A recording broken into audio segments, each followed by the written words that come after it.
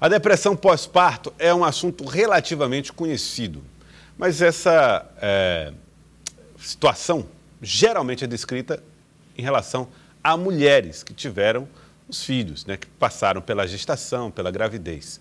Porém, pesquisadores falaram a respeito agora de um estudo feito nos Estados Unidos, mostrando que o efeito nos pais também é mais comum do que o que se pode imaginar. Pelo menos 10% deles costumam ter algum tipo de depressão pós-parto.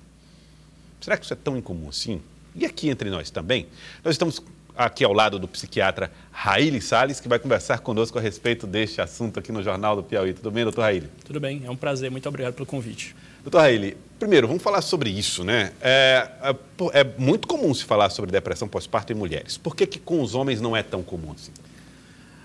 Falar de saúde com os homens não é tão comum assim de um modo geral, sabe? Se você faz um post no Instagram falando sobre saúde da mulher, seja lá qual for, parte de saúde mental, por exemplo, e fizer uma com homem, você vai ver que o engajamento na parte masculina é muito menor. E esse é um dos motivos, eu não sei se as pessoas de um modo geral sabem, mas os homens vivem em média no Brasil 7 anos a menos que as mulheres. Você sabia disso? 7 anos a menos. Não sabia. E um dos motivos para isso, não é o único, né? Mas um dos motivos mais importantes é exatamente o fato de que os homens tomam muito risco e não cuidam da própria saúde. Então, eu costumo até brincar, eu costumo dizer que quando eu recebo um paciente, um homem no meu consultório, eu digo, olha, com certeza quem foi que ele trouxe? Ou foi a sua mãe, ou foi a sua esposa, ou foi a sua filha. Quem foi? Sabe? Porque, infelizmente, esse é o padrão. Os homens, nós não nos cuidamos como deveríamos. E quando os assuntos são assuntos psiquiátricos ou psicológicos, isso aí é ainda mais tratado como tabu pelos homens? Sem dúvida alguma. Felizmente, a parte boa é que, claro, acredito que a saúde mental tem sido um assunto cada vez mais relevante e recorrente na sociedade de um modo geral.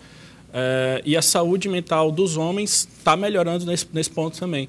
Mas, de novo, sem dúvida nenhuma, eu ainda vejo realmente que falta muito, né? As mulheres têm uma consciência bem maior da saúde de um modo geral e eu poderia dizer que, provavelmente, muito mais ainda na parte de saúde mental. A gente tende a procurar quando realmente já chegou num nível absurdo, né? De pensar em tirar a própria vida, às vezes pensar em tirar a própria vida de outra pessoa. Então, infelizmente, a gente vê muito esse tipo de caso mais grave. Tá. Falando a respeito da depressão pós-parto, os homens têm qual motivos são normalmente observados num período de recém-paternidade? Assim? Eu não sou pai ainda, mas uma coisa que sempre me falam que muda muito depois que você é pai é a questão do sono, né? E esse é um dos fatores mais importantes, né, de estresse, né? A quantidade de sono que uma pessoa que cuida de um recém-nascido tem, cuida de um bebê pequeno tem, é muito diferente, é muito menor, tem que acordar no meio da noite para alimentar e por aí vai. Mas isso não é o único fator, né? Falando da visão masculina, a mudança do corpo da esposa, a mudança do padrão de sexualidade, da vida sexual, o aumento da responsabilidade, o aumento do encargo financeiro, né? São muitos fatores aí estressantes para quem é um novo pai. O que o sono tem a ver com esse assunto? Quando a gente fala sobre isso, a gente está falando apenas do pai que chega à conclusão de que sua vida mudou ou, de fato, isso provoca mudanças no organismo que geram esse tipo de depressão? Sem dúvida. Eu costumo sempre falar de 5 pilares para a saúde de um modo geral, não só a saúde mental, e um deles, eu sempre cito, sempre bato muito em cima, é a questão do sono. E, infelizmente, cada vez mais as pessoas tendem a deixar de lado, a procurar meios de dormir menos e, né, conseguir ficar mais acordado, usam drogas para não dormir muitas vezes, né, para tentar produzir mais, para tentar estudar mais. E eu vou te falar, sem dúvida nenhuma, o sono é um pilar importantíssimo da saúde. Então, por exemplo, quando você não dorme bem, você fica mais estressado, aumenta a sua produção de cortisol, aumenta o seu apetite, diminui a sua capacidade de foco. Então, eu costumo dizer que para você começar um dia bem, você tem que ter dormido bem na noite anterior. Esse é o primeiro passo. Se você não dormiu bem, provavelmente seu dia não vai ser tão bom. Vamos falar um pouco sobre expectativas. Geralmente, quando o pai tem um bebezinho, filho, constrói-se em cima dele uma expectativa. Seja dos outros, seja dele mesmo. Claro. Agora eu vou ter que trabalhar mais, agora eu vou ter que pagar essa despesa, agora eu vou ter que ser exemplo. Perfeito, isso, né? Perfeito. Isso pode gerar algum tipo de depressão pós-parto? Sem dúvida, sem dúvida. A psiquiatria, de um modo geral, sempre faço questão de falar sobre isso. Os transtornos mentais, as doenças da área da saúde mental são multifatoriais. Então, tem uma questão genética, sem dúvida nenhuma. A gente tem que olhar para a nossa família para ver se a gente tem um histórico na família de depressão, ansiedade e outros transtornos mentais, por exemplo. Mas a gente tem que olhar para a nossa questão hormonal, que tem muito a ver com como a gente se alimenta, se a gente está fazendo atividade física, se a gente dorme bem, né? E, por fim, exatamente essas questões da vida, do dia a dia, né?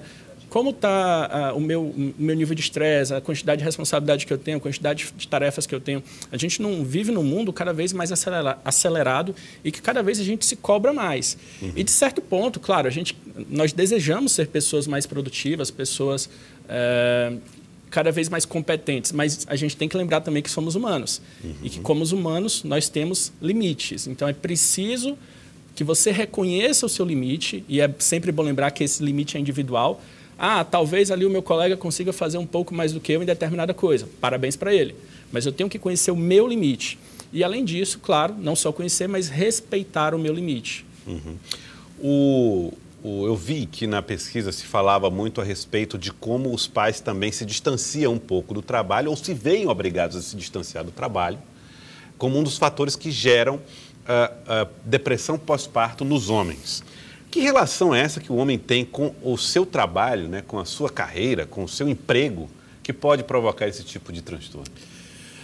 Uma das características que a psicologia estuda muito em relação às diferenças entre gênero, né, homem, mulher e trabalho, é que, de um modo geral, os homens são muito mais vinculados ao sucesso profissional, procuram muito mais isso, se sacrificam muito mais por isso. E até por isso também, claro, ter filhos dá trabalho. Ter filhos é uma maravilha, não me entenda mal, mas querendo ou não é um problema, é um grande estresse, é uma grande responsabilidade. E por conta disso, muitas vezes nós estamos também cada vez mais tendendo a deixar para depois, né? Ter um pouco mais de idade para a gente construir a nossa carreira para depois ter filho. E isso, naturalmente, de um modo a priori, não está errado, não tem nada de absurdo.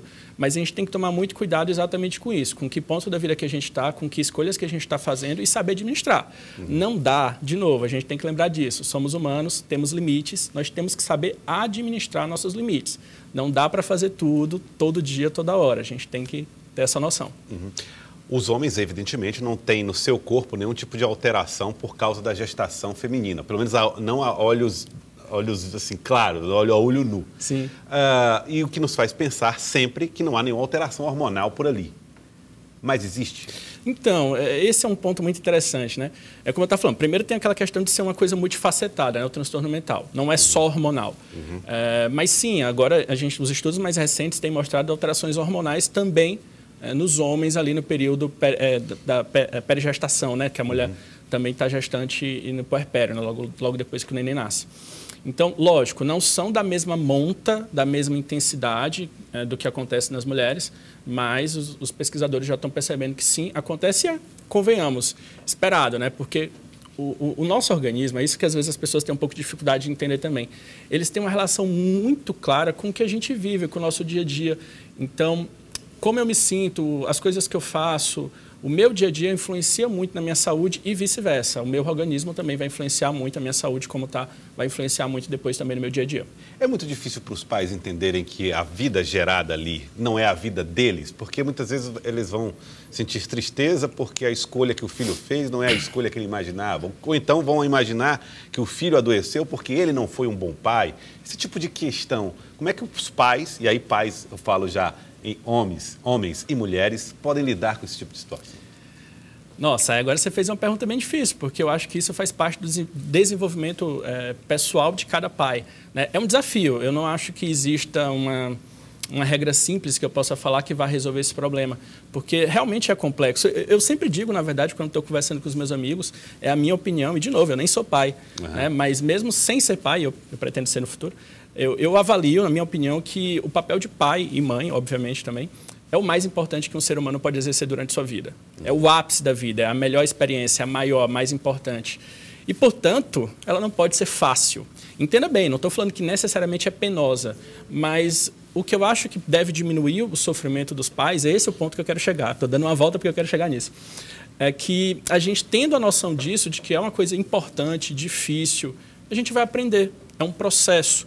Eu não tenho por que me culpar de, meu Deus, eu estou no meu primeiro filho, ele é pequeno e eu não sei fazer tudo. Calma, jovem. É assim, seja bem-vindo à vida, sabe? Procure melhorar, faça seu melhor, tá bom demais. Uma vez diagnosticado ou suspeitando que está vivendo um período de depressão pós-parto, o que fazer? Que primeiro passo dá? Procurar ajuda, né? Procurar ajuda profissional. Eu sempre recomendo, quando a gente tem um problema de saúde, seja lá qual for, a gente procurar inicialmente o médico, é minha opinião, claro que eu sou um pouco parcial nesse sentido, porque todo mundo sabe também que doença, saúde de um modo geral, doença, quanto o diagnóstico mais precoce, melhor o resultado do tratamento. E, de novo, esse é um problema muito grande, principalmente nos homens. Deixam para procurar quando o caso já está muito avançado. Então, assim, algumas dicas que eu vou dar. Percebeu que está bebendo mais, o sono está ruim, sem qualidade, está desanimado, não tem mais prazer nas coisas que tinham prazer antes. Nossa, já está bem ruim. Procura ajuda, não deixa para depois, porque, infelizmente, doença, de um modo geral, se a gente não cuida, a tendência é que vai piorar. Dr. Raíli Salles, muito obrigado pela participação aqui no Jornal do Piauí de hoje. É um prazer, sempre que precisarem, podem contar comigo. Muito obrigado pela participação.